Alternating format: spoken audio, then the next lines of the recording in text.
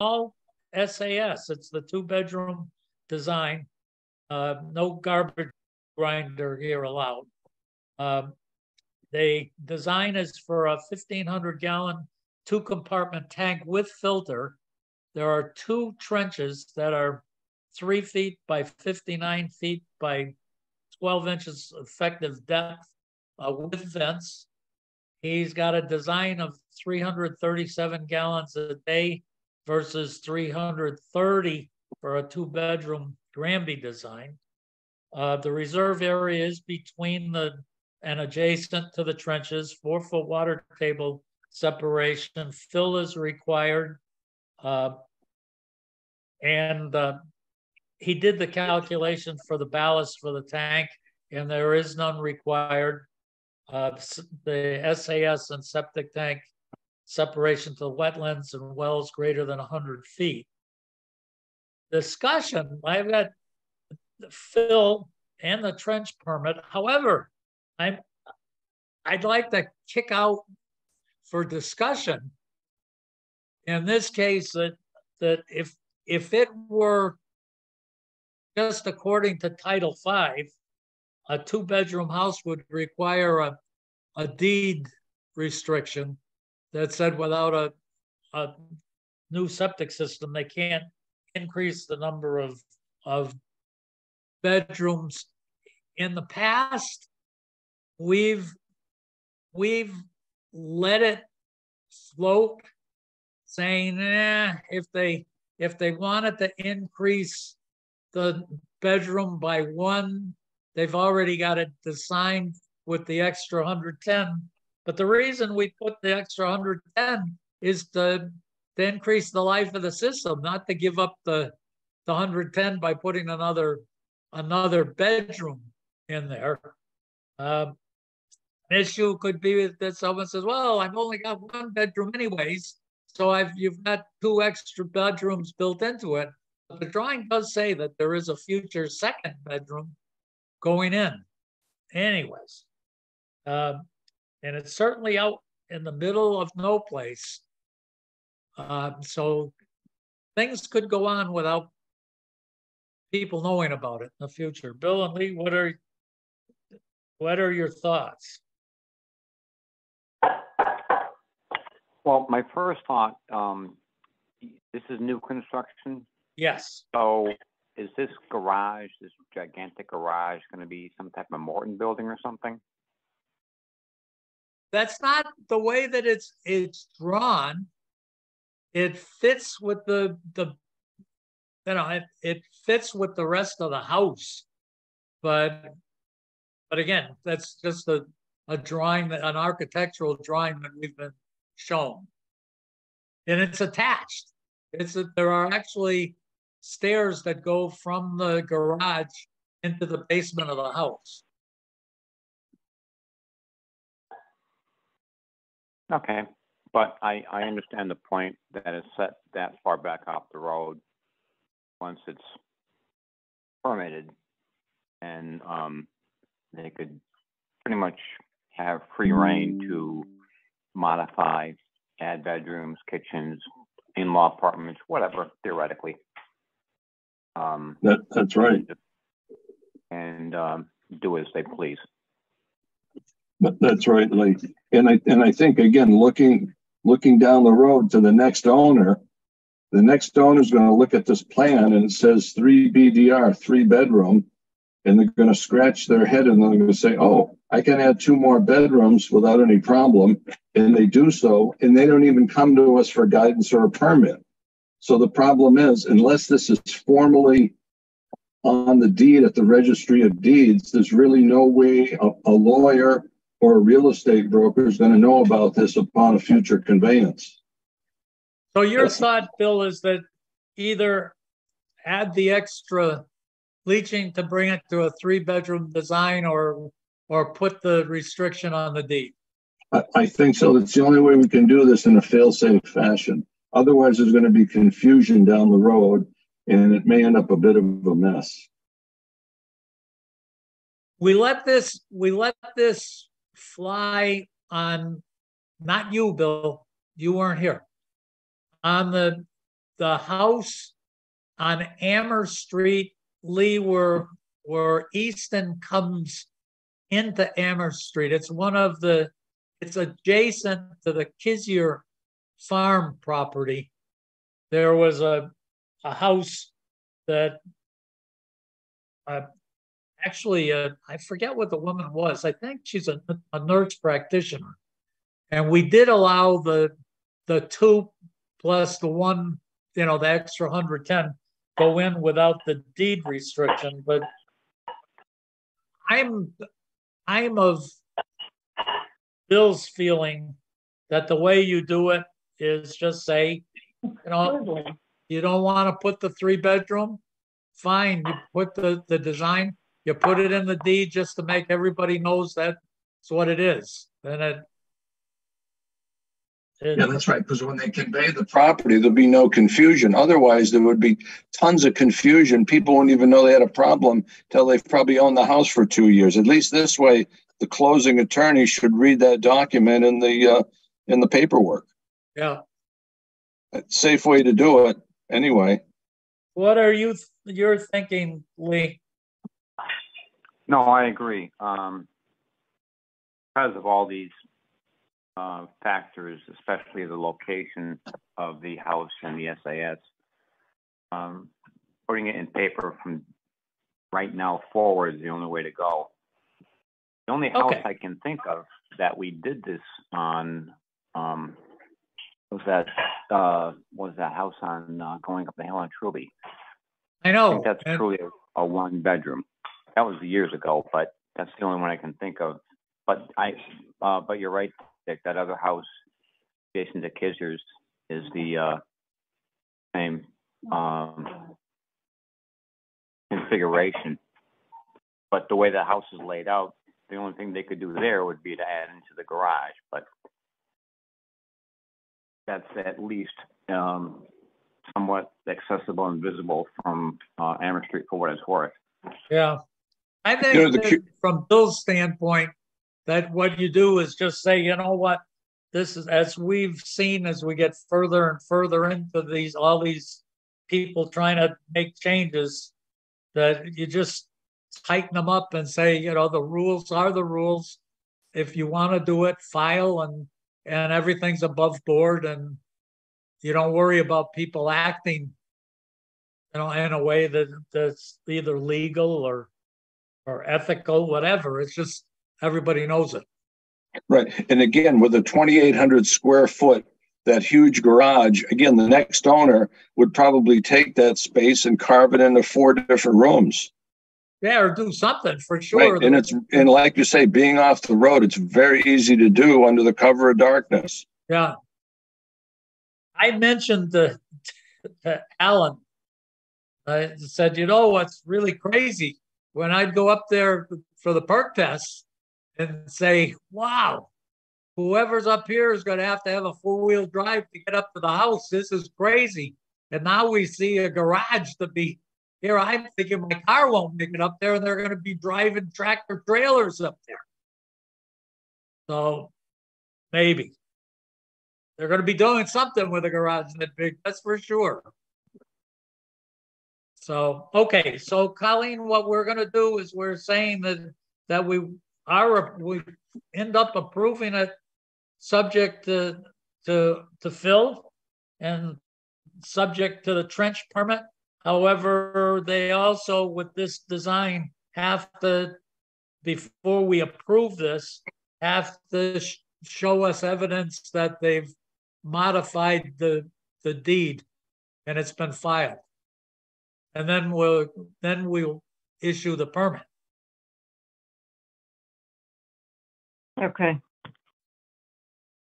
My hope is, as you said, Bill, it's going to be way easier for everybody to just add another trench. It's already got vents, so maybe you just end up adding another 30 feet to the trenches or something. And well, that's my thought. By the time you hire an attorney to review the document and file it, that's going to be probably over $1,000. So it'd probably be easier just to add the trench.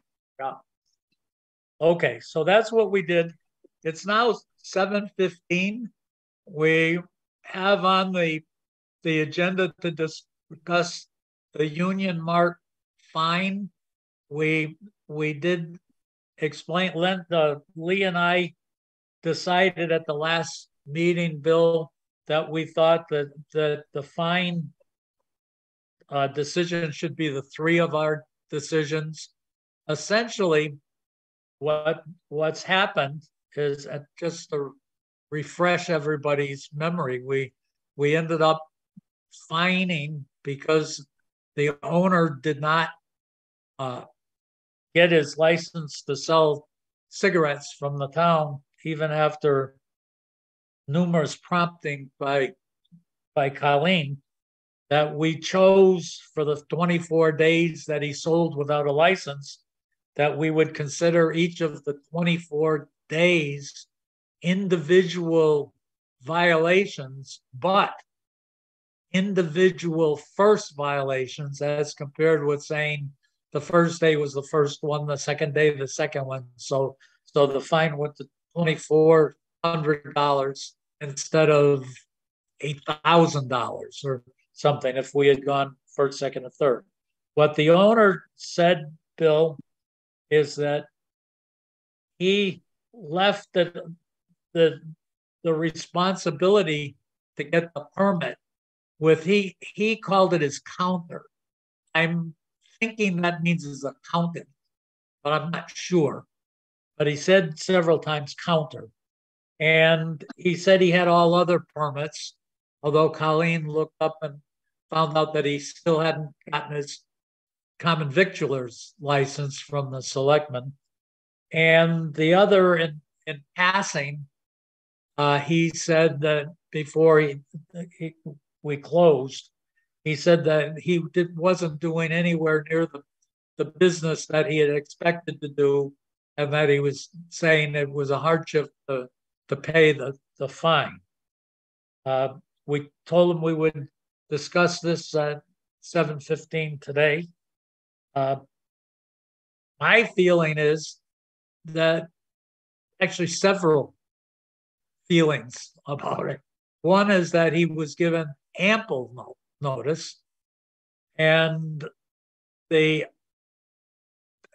his statement that he was out of the country is, to me, that's not a sufficient reason for not getting a permit to sell tobacco, which is a significant product to be selling. The other is, we've got kind of a long history saying that this location has tobacco violations, given it probably another owner, but the location doesn't seem like one that's follow the rules, make sure we don't break any tobacco regulations. That spot seems to be one that violates. And the other, if we say, okay, we're not going to fine you, then we should be, I think, prepared to go to Dollar General and tell them the same thing. And then I don't know when we go and at what violations you do, that you ever find anybody. But Bill and Lee, what are your thoughts?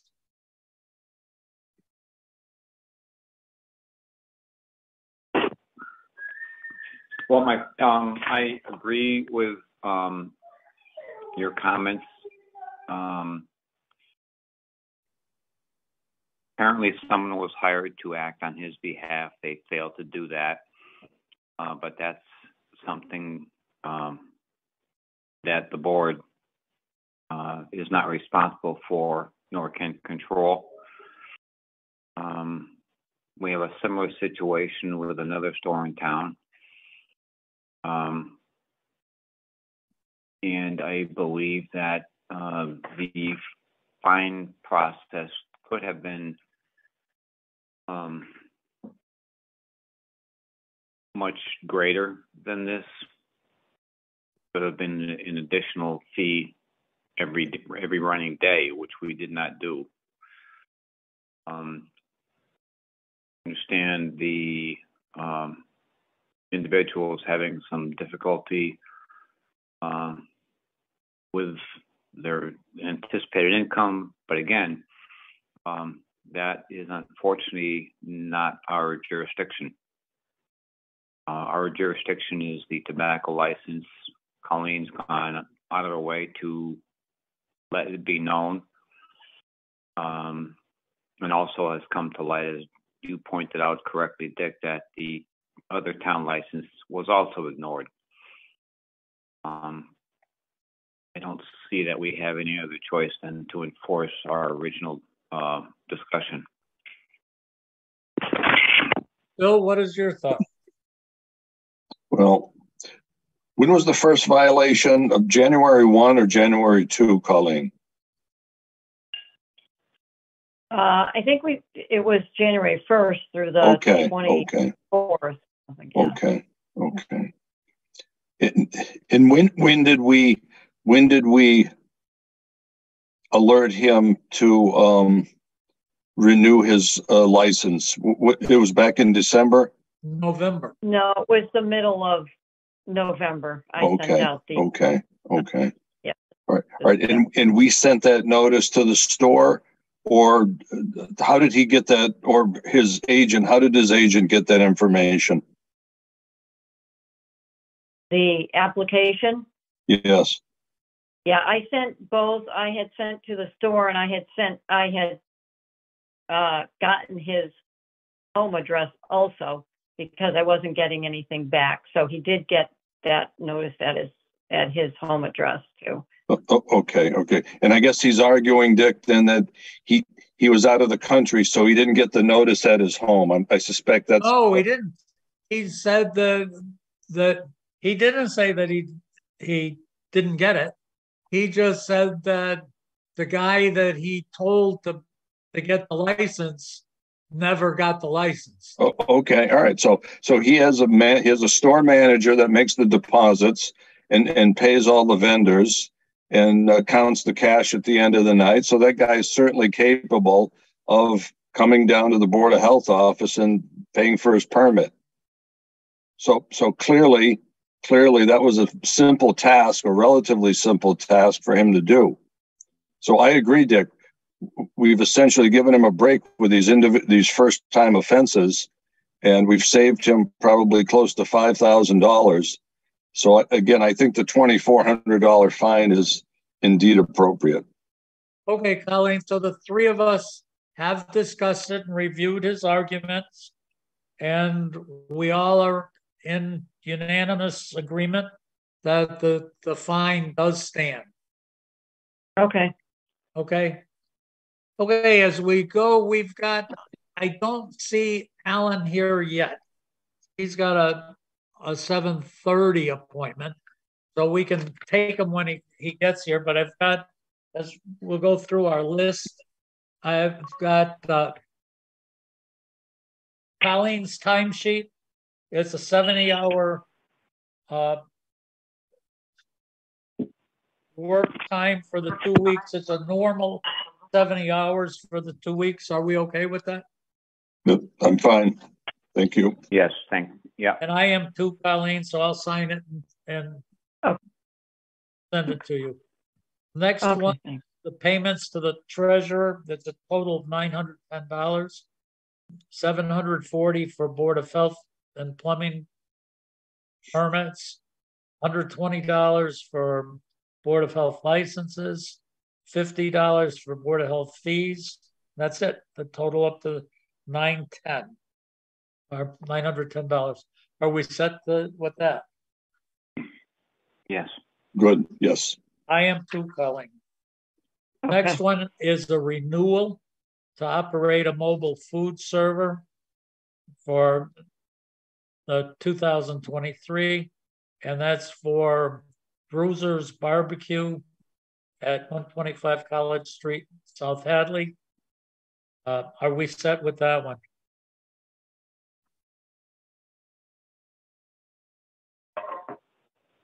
Lee, Bill? Is this well, I guess it doesn't matter whether it's new or a repeat. It's a repeat. Because Lynn's going to. Oh, this is for Charter Day. This is for Charter Day. No, this is a. Oh, it does. He say did write Charter. On there Charter Day. Mm-hmm. He did write Charter Day. Oh, yeah. So Bruiser's home office is at 125 College. Yeah. And this is for Charter Day. I got I'm you. sorry. I misread that. It's not for the year. It's just for June 9th, Yes. 10th, and 11th. Yep. Okay. And Lynn does these anyway. Yes. Correct? Yes. Yeah. Okay. Yep. I'm fine. Thank you. Bill, how are you? Yep. Very good. Colleen, Perfect, me too. thanks. So that's done. Okay. The next one is the tobacco permit for Dollar General. And so it's actually DG Retail LLC doing business as Dollar General. And for that 176 West State Street, they've showed us that they did get the state permit. Are we set to issue this one? So this permit also includes an additional fine. Is that also correct? Yeah, this permit, this is just a $200 permit. The fine is separate. Is Right, separate for this. Okay, but my question is that until they send us either one large check or a small check and a big check, they can't get this until everything is paid. Is that how it works? No. It turns out that the two are disconnected, and it's the same. It's actually the same thing as Dairy Mart, where they in fact could, if they chose, appeal the fine. They did not appeal the fine, but Dairy Mart is selling tobacco while that fine was being appealed. I got you. Okay. Dick, I'm looking at the DOR license. Here's some confusion. The DOR license expires the end of September. And our license expires the end of December. That's interesting, huh? Yeah, so we got to be very careful about that. I'm looking at it right now. Colleen, can you, when you send this license out, can you make a note on the license saying that the DOR license is going to be expiring in September and they need to deal with that? Well, actually, the license they have from DOR, Dick, expires September 2024. Oh, yeah. Yeah, so it looks like it's good for a year and a half. Yeah, those all expire in September. I don't know why. Yeah, it says expiration September 30, 2024. Okay, so then they're not in trouble. They'll be okay, but they're going to be in trouble next year when you should put a note, Colleen, someplace that when it comes time for next year's license, they'll have to deal with the DOR license before ours. They'll just have to do it before ours expires. Right. So are we okay with this? Just a quick question, procedural question. If the DOR, for some reason, has a September 30 expiration date on all these licenses, then does it force the board to reconfigure the timing of when the licenses should be issued? Well, I was thinking of that myself, Lee. I was thinking of that myself, but again, it's their license expires next year. It's 2024, not 2023. Right. So their license goes from February 10th, 2023 to September 30th, 2024. So it's a year and a half license. Year and a half. Colleen, are all of these things the DOR end up in September? Yes. Mm-hmm. We do. So I noticed then the other ones. So like you say, Lee, maybe it makes good sense to try to feather them together to make things easy for everybody. Yeah. Well, what's going to happen, of course, is that, you know, human nature being what it is, we're going to have a lot of stores license that clicks off on October 1, and our license clicks off on January 1. So in theory, you've got the month of October, November, and December, where we could be chasing these guys unnecessarily. So maybe what we, as the board, might consider in the future is to back up our licenses to October 1. At Yes. least the smoking ones. The tobacco ones for sure. Yeah. Colleen, how hard is that for us to do?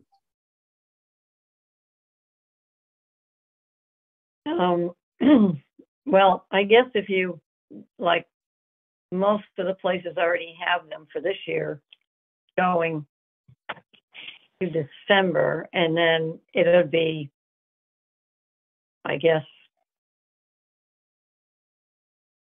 well, for the end of the year, I guess we just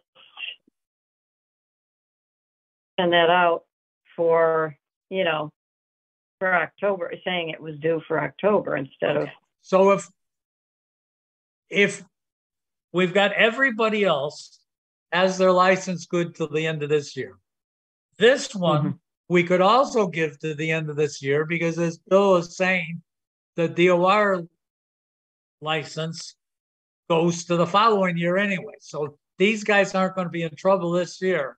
So next year, as Lee is saying it, let's do all of these tobacco ones so that they're renewable on October 1st.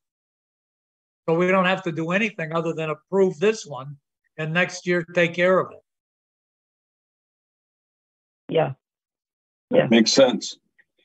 So I guess next year you do, since this one is good to the end of December, you'd go January to the end of September. Right. That's right. Then start with October and then to September. Yeah. Right. So that's how we'll do it. So what's this? Are we approving this one?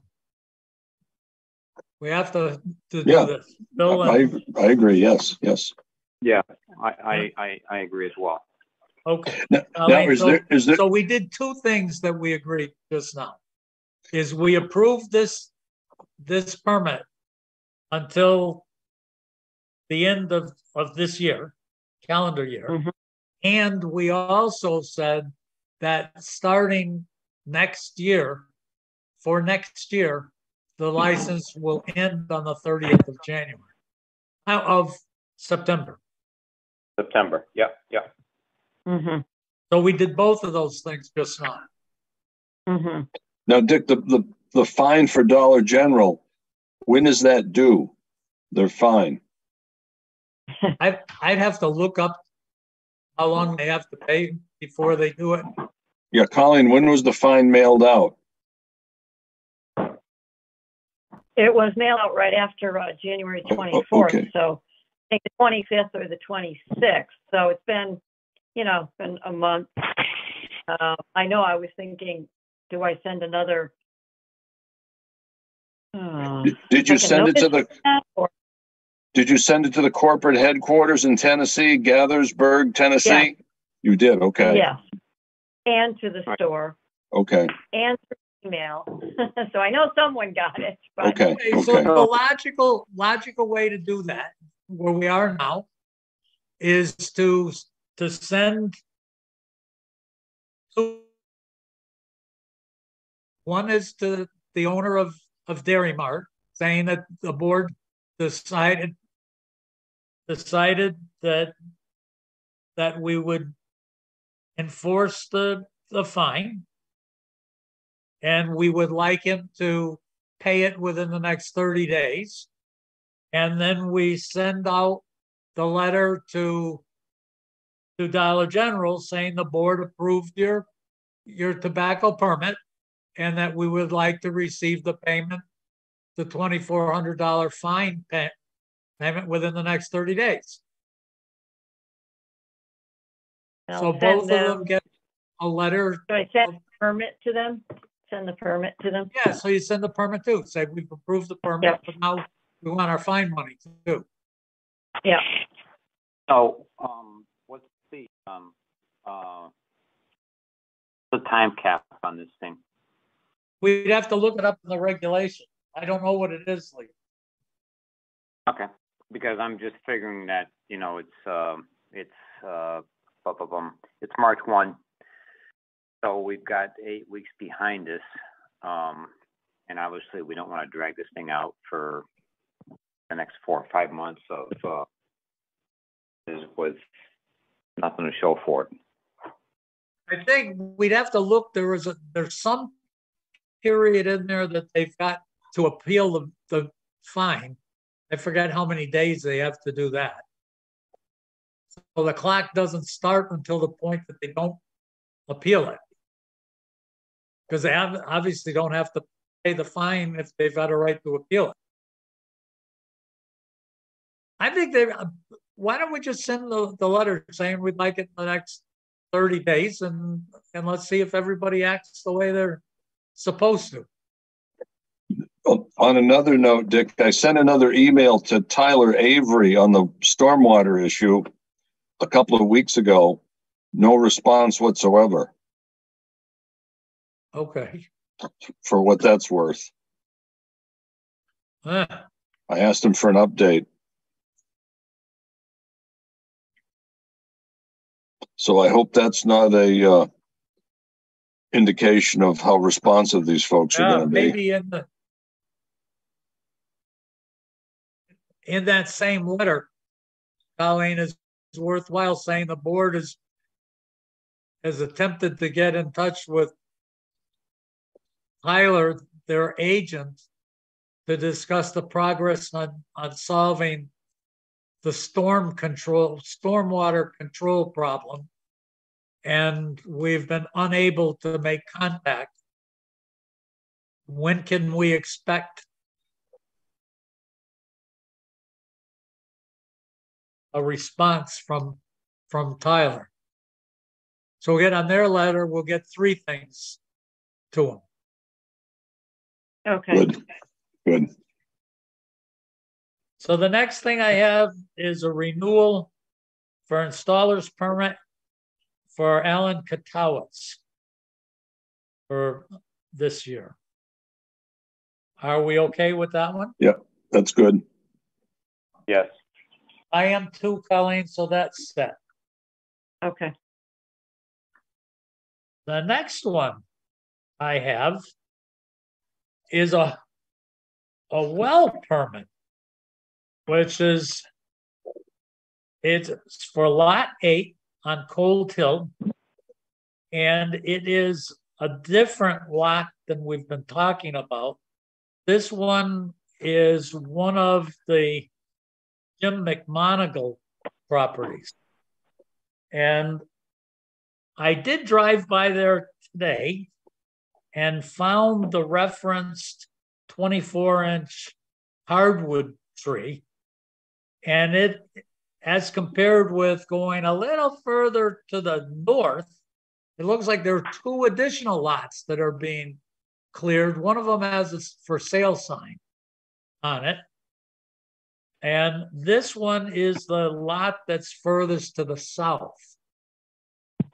Question that I had is, Colleen found something that on the well permit, it shows the well, and it's just a section of the design, and it shows that he's far enough from where the well is it locates the well, and it says it's more than 105 feet to the SAS and more than 105 feet to the septic tank, but it doesn't show anybody else's septic systems.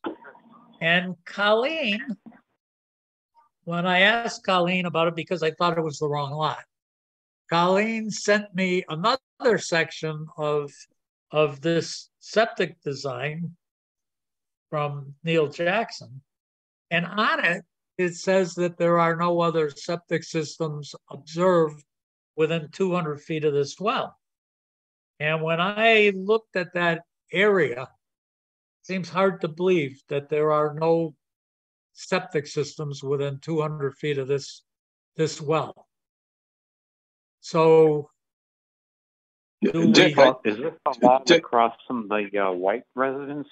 yeah, now hold on. I think there's an issue here. This plan that's depicted on what Colleen sent out, it says proposed house 68 by 38. And it's got this little retaining wall and it's got the 3 trenches. This is the house that has a foundation hole already dug. This is the second lot from Dave Washburn's house. So this is the second lot north, on the right-hand side, on the east side of the street, Dick. The point is, they had a wetland permit, they've got a septic permit. So how could they get their septic permit if they didn't have the well installed? they can get the septic permit, they just can't get the building permit. They're not supposed Okay, all right. So they dug the cellar hole, so they don't have a building permit. Okay. All right. Now, but I don't, Bill, when you say first and second, when I went out and perked, we were in the woods. And if I look at the property to the south of this, where this tree is, this 2-foot tree, if I look at that property, it's a grass cleared area before the next house. And I didn't go on that property, on that grassed area. So if of the McMonigle properties, this would be the furthest one to the south. Okay, well, apparently then, because they were doing some additional tree cutting over the last month in that general area, and I thought it was a separate lot. It must not be a separate lot then. Yeah. You know, it's too bad we don't have, it's too bad we don't have a survey plan. If we had a survey plan, we'd know better where we are, but the septic plan doesn't really tell us where we are. That's the problem. It does not. Yeah. It does not. But anyway, when you went there, Dick, the cellar hole was dug? I didn't see the cellar hole dug. There was snow there. There was a machine, a logging machine parked. Yes, that's right. That's right. See, I think that's a different. See, this doesn't comport with that description. Well, there's a question from Lee. Lee, where did you go to locate this well? I didn't. I guess that answers the question. I've had no contact from anyone over there. So I think from my standpoint is we tell them that we're not signing this until Lee is out there and verifies where this well is, and also someone needs to mark where the other septic systems are around there. Right. Is that what you're thinking, Bill and Lee? Yeah. And again, I'll drive by myself the next day or so and just scope it out again, Dick. But I think there's some confusion as to these lots. There's some confusion. Well, and that's concerning. I'm going to be the junior varsity cheerleader on the college football team bus back from the game. They can tell me and point me in any direction they want to, and I'm not going to have a clue where the heck I am because there's nothing marked out there. Well, that's why they should be having the drawing. My concern, and I missed it, I usually catch it, is that for Neil to put on a drawing, no septic systems observed within 200 feet of the well. It doesn't say who tried to observe them. It doesn't say how we tried to observe them. And quite frankly, when I stood there, I could say I didn't see any septic system for 1,000 feet from this well. I didn't Yeah. observe any either, but Yeah. that doesn't mean they're not there. Right, right.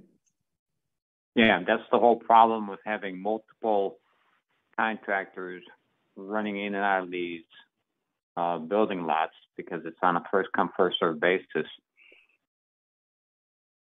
They take what they want and leave the spoils to the next guy to deal with. Yeah, my feeling, Lee, to get stuff into the world where you know where you are is to say, Yeah. look, I want a drawing with this, and I want where the septic systems are and the any of the septic tanks within and leach fields within 150 feet of this, and someone's got to find them and sign it, and not say, well, I looked and I didn't see them. You got to find them. I got you. Yeah, so we have a blank slate here, and someone's got to do a little bit of work rather than just rush to a permit so they can start working. Yeah, and they could be on the next guy's property. They probably wouldn't even know it. Yeah, you wouldn't know. You wouldn't know that. You wouldn't know that I don't know who the next people are. I think the ones across the street, the systems are in the back, but I don't know that. And the one that's on this same side of the road, just to the south, it's got a big area up there. It's possible that their leach field is, it's right next to this. Yeah. Okay, so we're not going to make any friends on this one, but that's okay. Yeah. That's not my problem. Okay, we've got Alan is here. I apologize for being late. I got an issue with my wife's health going on. I appreciate patience. Oh, that's more important, Alan. Do you have to bail, or are you okay right now? Well, I'm okay right now. Thank you. Okay. What we went over the two systems that you submitted. The first one is on Bittersweet, and we decided we approved it, subject to fill and trench permit. However, we're not going to issue the permit until we get there's also a permit, a plumbing permit for the removal of the garbage grinder. So we're not going to issue the septic repair permit until we've been given the permit, the plumbing permit, a sign off by the plumber saying that garbage disposal is out of there. Very good. I told the owner that you were looking for that. That's fine. Yeah. So, but other than that, we did approve that subject to those conditions. The other on 11 School Street, we did discuss it, and we all agreed the same thing, is that regardless of what we've done in the past, what our intent from now on is when systems are designed for 2 bedrooms, that is new systems, 2 bedrooms, so that they're the 330 total gallons, 220 plus our 110.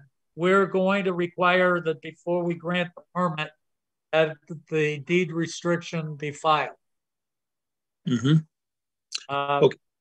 I will advise the owner that they either need to do that or go the other route, of course, which is adding another trench and going for 4 bedrooms. Right. 4. Yeah, so that's, but the rest of it, subject to fill and the trench permit, we approved the design. All right.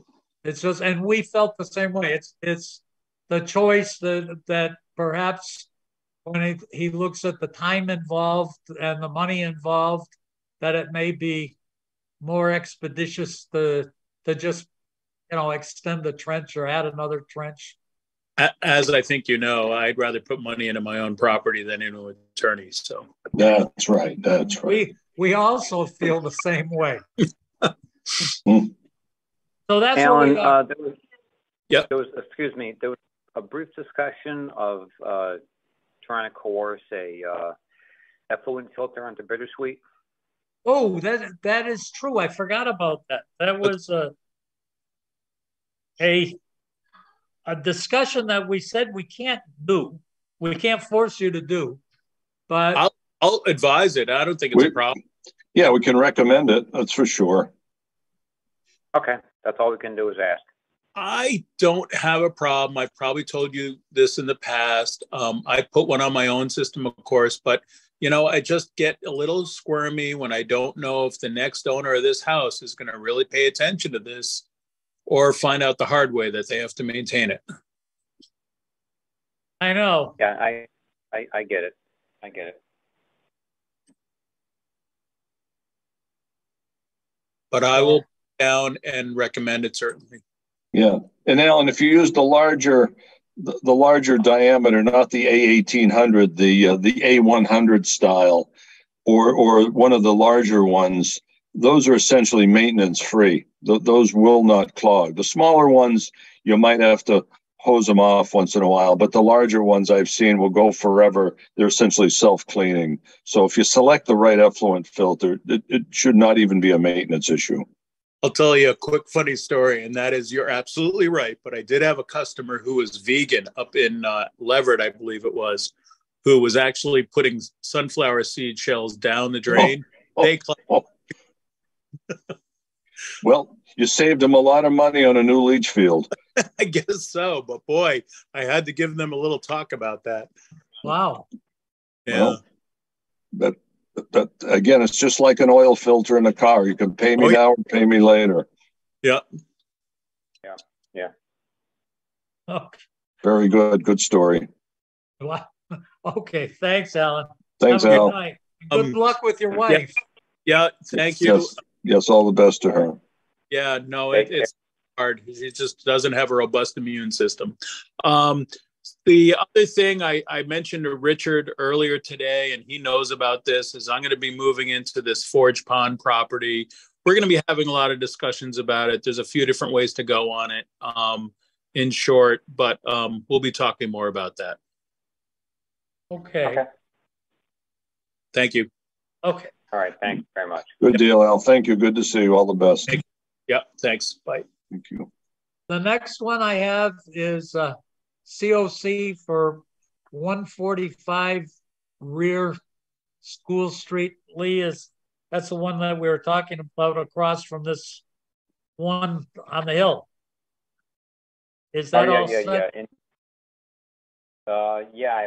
I did the final on the septic, put in properly, plenty of well separation. The installer threw in some stone underneath distribution box and tank, which wasn't, at least the D box wasn't on print, but he did it anyway. Easy to work with, but in that stand over there, that should go for eons. Yeah. A little maintenance, but all good. Okay. Are you okay with that, Bill? Yeah, I'm good, Dick. Thank you. I am too, Colleen, so that's approved. Mm-hmm. The next one is 8 East Street, COC. Now, but I don't know, Lee, if this is the abandonment of the septic system on East Street and South Hadley.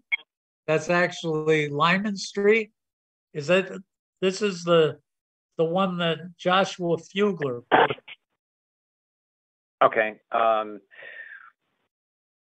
The one I remember is the corner where the road splits to Morgan. That White House right in the V, right across from Leo Fugler's garage. Oh, it is. Okay. Yeah. That was a brand new system. Matter of fact, Alan was the engineer on that. Okay. But it was put in sometime late last summer. but I don't know why it's just coming to light now, but it's all fine. Okay. Yeah, in fact, I see a thing that says 9/01/22. That sounds about right. Yep. Okay. Are you okay with this, Bill? Yeah, I'm good. I'm good, Dick. Okay. I am too, Colleen. So that's approved. Okay. Next one, as we move on our list at the bottom to be discussed. Oh, Title V, do we have any Title V inspections this time, Colleen? No. Okay. 276 Amherst Street. The bottom line is I got a call from the acting building inspector, and he was concerned that we're getting these letters that Colleen sees from Mr. August, I think, saying things are all okay in that house. That's the marijuana house. And so what I suggested with the building inspector, and he agreed, is that he said, you know what? That house is absolutely not finished. He said, as far as I can tell, there's only a sign off on a demolition permit.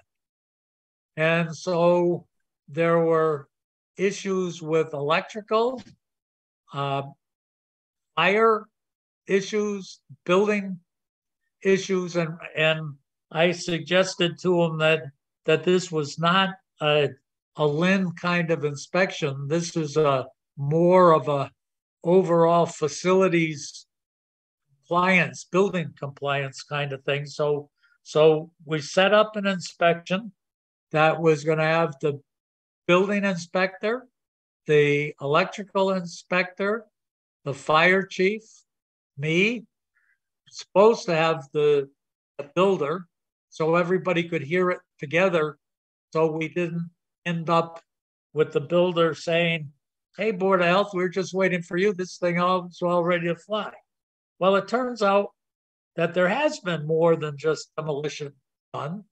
The ducts are out of there, the pipes are out of there, but some of the walls have been repaired, which there was also the real estate agent was there, as well as looked like two contractors maybe, a mechanical kind of contractor and a couple electrical guys. Had trouble with some language barrier with the contractor kind of people, but the mechanical guy said, hey, there were no ducts here. I've been inside and nothing's been done on the walls. And I said, guys, the building inspector and I were here and you couldn't walk through this house. You couldn't, this house was not a house. It was a marijuana factory, a commercial factory. And, walls were gone, plumbing was gone, doors were gone, windows were blocked, and it was certainly not a house. So after we got inside, the real estate agent said, this isn't really an inspection. We're going to sell this house immediately. We're going to flip it. Someone's going to flip it. They're going to come in and ask for permits. This house isn't ready for inspections. And everybody said, okay, as long as there's no inspections needed today, we're all leaving and we'll get inspected at some other day when they've taken out permits.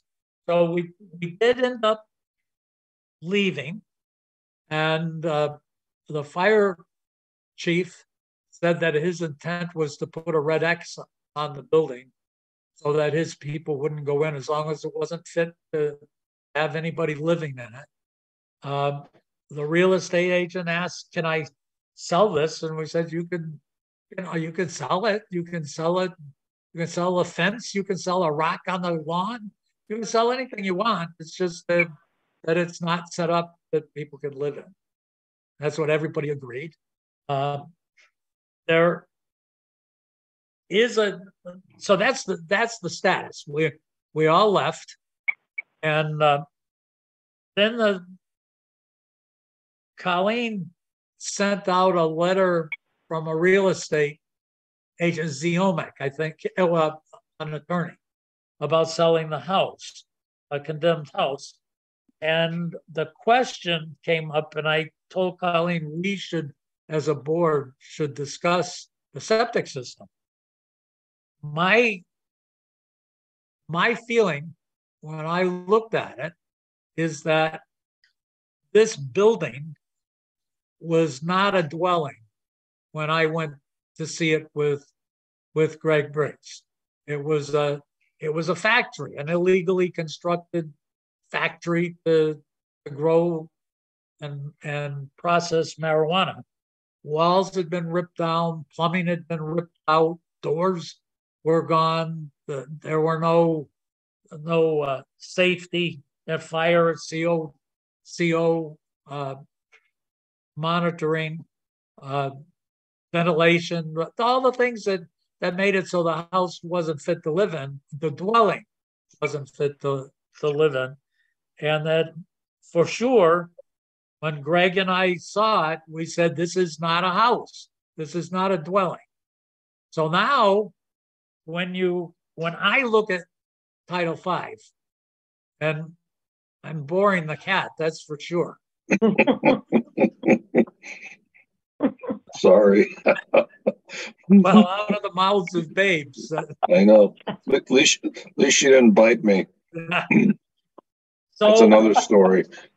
So when I look at that question on the septic system, the first thing is we've discussed, I think before you were on, Bill, is when you look at a big commercial or industrial kind of operation, wet operation like that, we have no idea. What Greg and I saw was plenty of water. There were big drums or jugs, 5-gallon drums of what appeared to be some kind of plant food, but definitely pipes and things.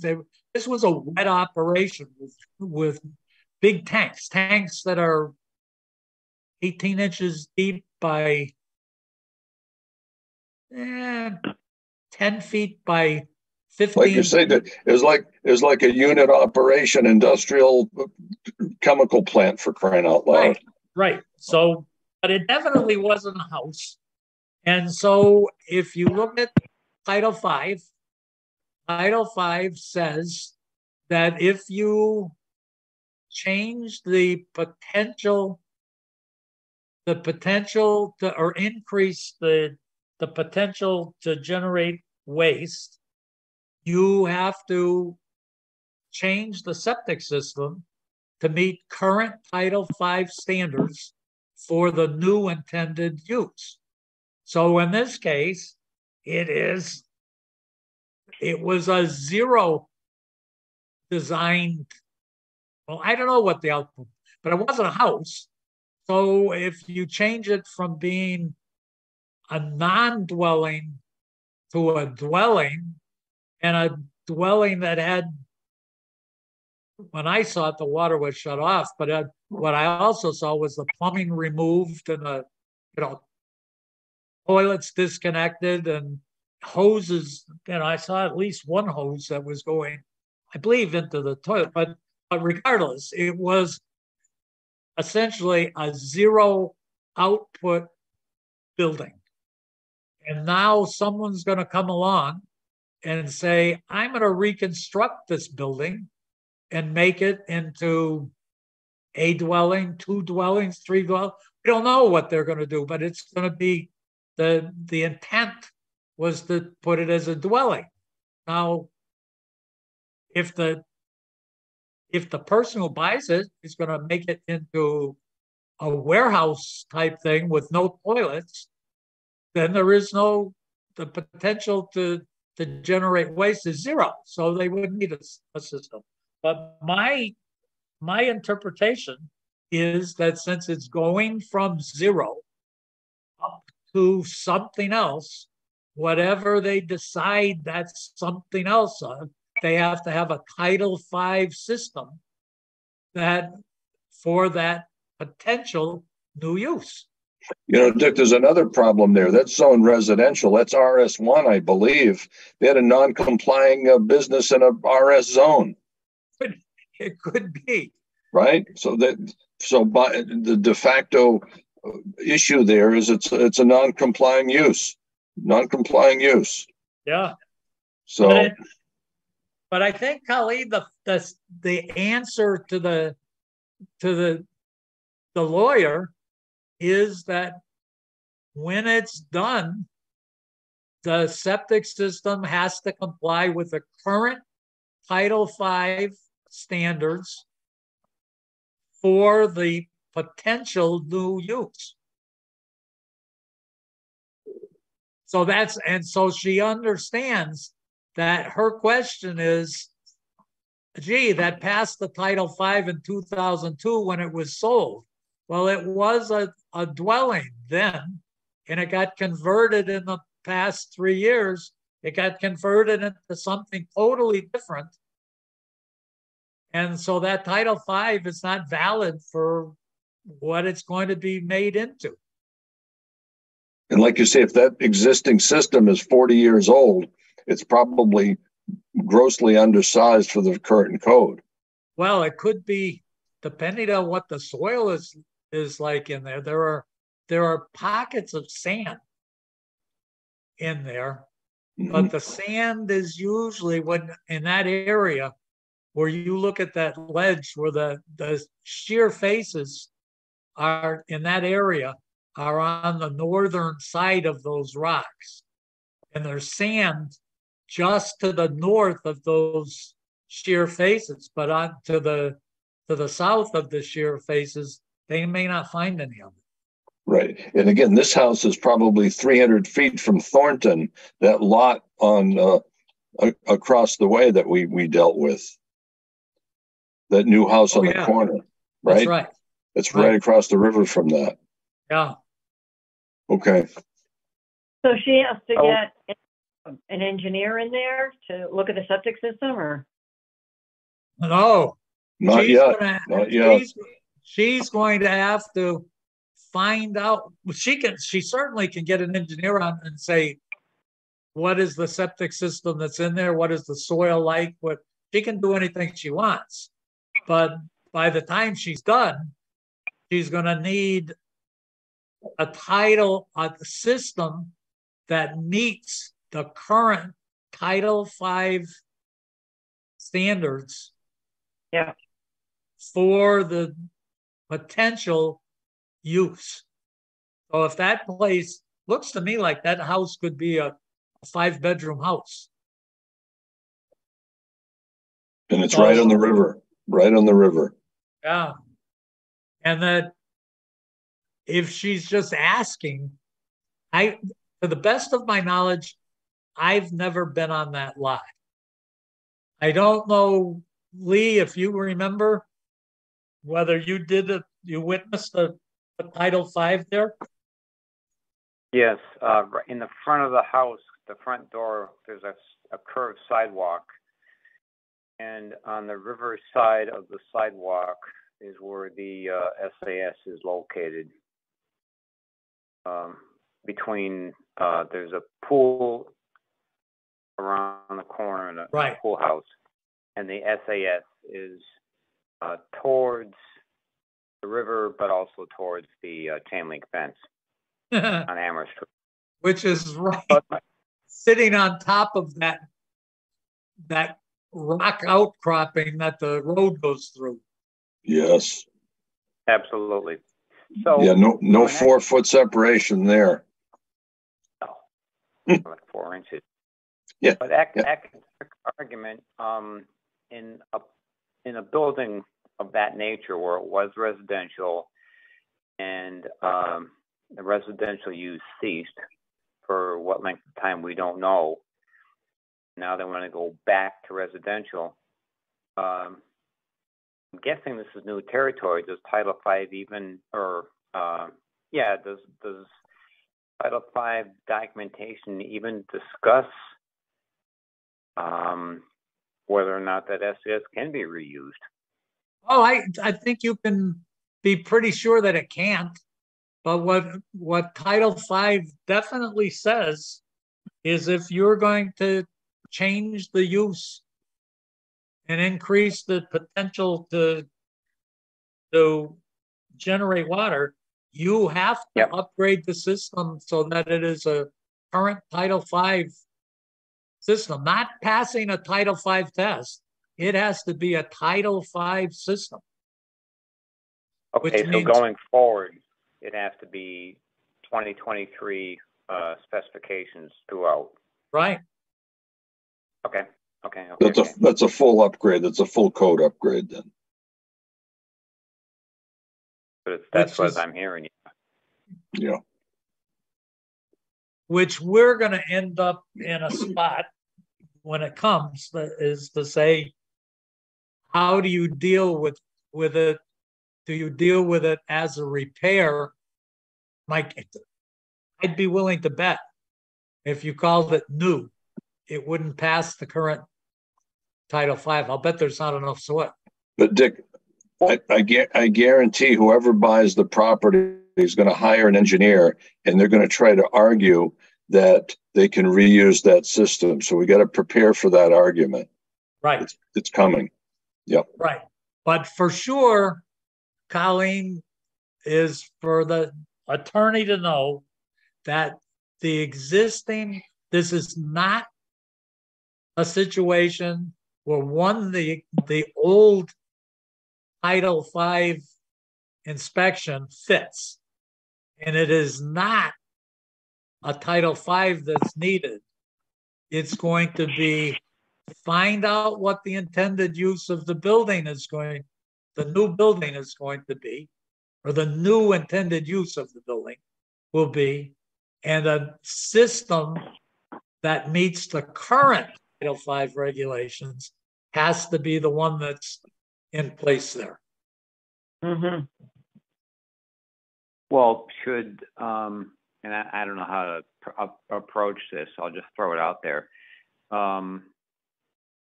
Would it be in everyone's best interest to remind this attorney that perk season is March and April, and this may be their opportunity to prove to a potential buyer or the bank or whomever that going forward, if we believe that system is completely jeopardized, which I can't think it's not, this may be the opportunity from a timing perspective to prove and get a potential design on paper.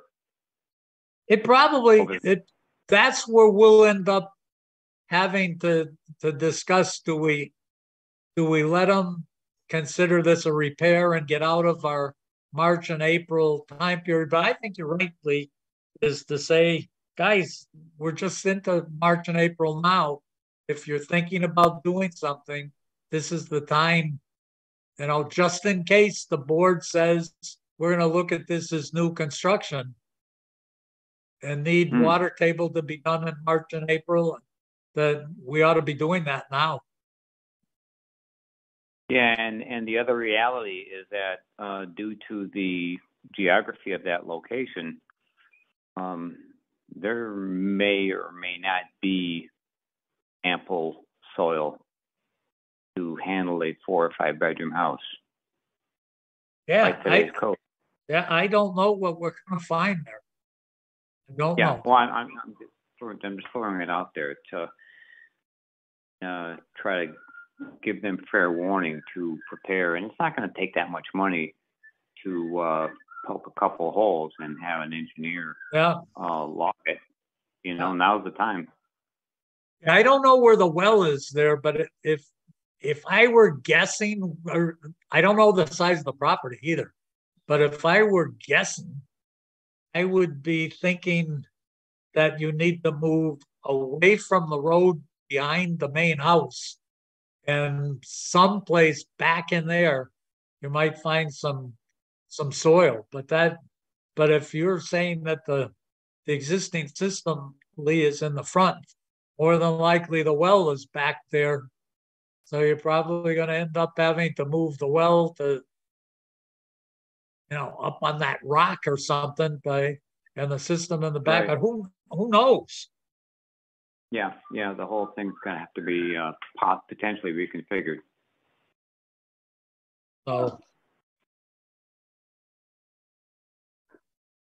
So anyways, so that's what's that. Remote There's meetings. Go ahead. One other thing, Dick, there's some Conservation Commission issues too, because that's on a perennial stream, namely the brook. And the commission is probably going to want this system to be as far as possible off of that brook. Yeah. But again, we'll get it. We'll all get it worked out. But there's some significant challenges with this property, believe me. Yeah, that's actually a good observation, Bill. If these guys would take the olive branch the board's giving them along with conservation, it's really a workable location, but they have to spend a couple dollars up front and work with the boards to have a positive outcome rather than dig their heels in and try to do a quickie flip and take off and stick somebody with all these headaches. Right. The real estate agent told all of us to give you and everybody chuckled when she said it. And she said, if anybody, and she used the term, she said, our intent is to sell this to someone who's going to flip it. And she said, for them to make their money, they have to be in and out of here in 3 months.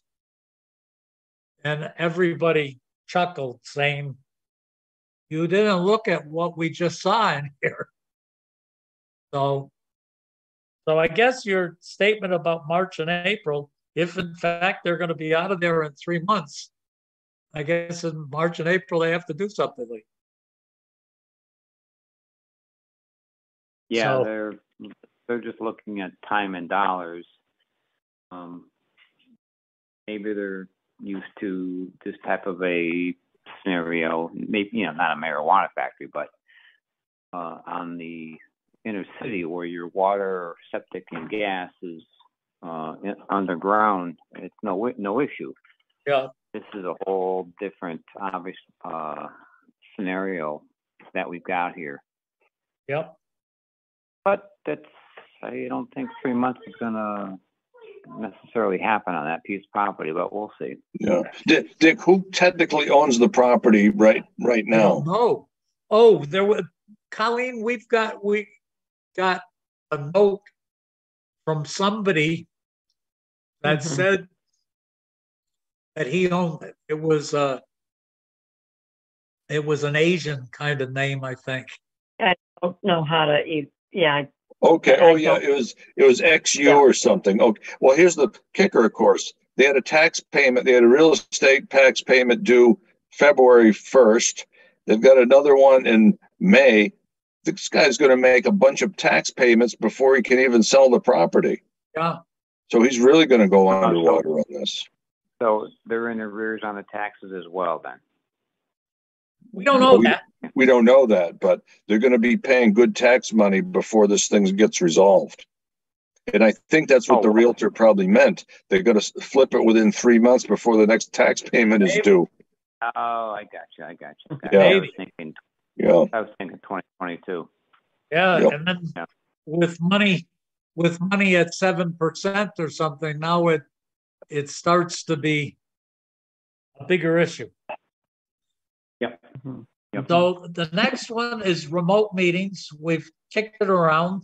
It looks like it continues to move forward. And Colleen, what is the last date that we can have? Our next meeting for sure can still be Zoom, but someplace in the end of March. I think it's March 31st, so I guess we could have our 2 March meetings, the 14th and 28th, but after that. Okay. Yeah. Okay. Other mail, emails, phone calls, other business, anything else? Just to, and I'm not trying to be overly zealous about this tobacco fine thing, but should we? Dollar General seems to be a hard sell no matter what we do with these guys. I'm just thinking of Bill's comment where he tried contacting the individual regarding the 4 bays, and there's nothing going on there. So that being said, should we be with this fine and the DOR permitting? Should we be ceasing the correspondence to the town attorney regarding these 2 businesses as far as the fine goes, to just in case the fee somehow doesn't get acted upon in a sufficient time frame?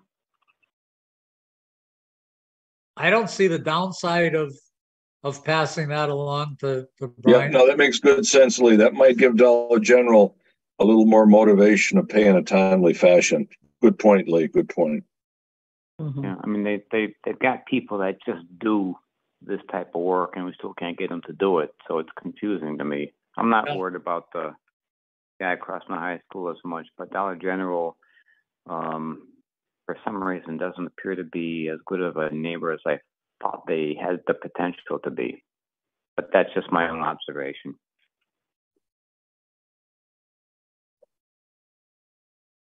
So let's do that and see what we can find out. Mm-hmm. Okay. All right. Thank you. So what else do we have? Might be it. Okay. If that's the case, then I'll send us all back home alone. Okay. Okay. Very good, everyone. Okay. Dick, Good night. Marlene, Lee. Thank Good you, night. everybody.